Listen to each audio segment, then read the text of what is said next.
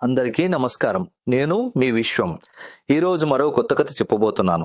అనగనగనగనగా ఒక రాజ్యం. ఆ రాజ్యానికి ఓ రాజుగారు, ఆయనకు ఓ రాజకుమార్తె.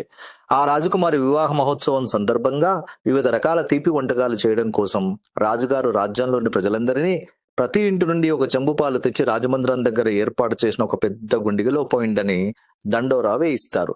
రాజ్యంలోని ప్రజలందరూ రాజుగారి ఆజ్ఞ మేరకు ప్రతి ఇంటి నుండి ఒక చెంబు పాలు తీసుకెళ్లి అందులో పోస్తారు.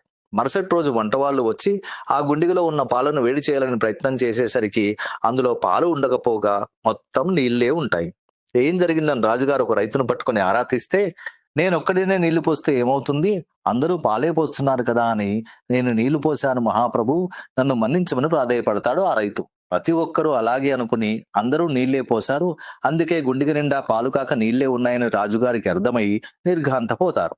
అలా నేనొక్కడినే ఏం చేయగలను, అందరూ చేయాలి గాని అని అనుకుని ఎవరు ఏం చేయకుండా ఉండిపోవడం వలన ఇలాంటి సమిష్టి కార్యాలు విఫలమవుతుంటాయి. మార్పు ఒక్కరితోనే మొదలవుతుంది, అది మనతోనే మొదలవుతుందని గ్రహించగలగడమే సామాజిక బాధ్యత. ఇదే విశ్వంబరి విశ్వం మాట.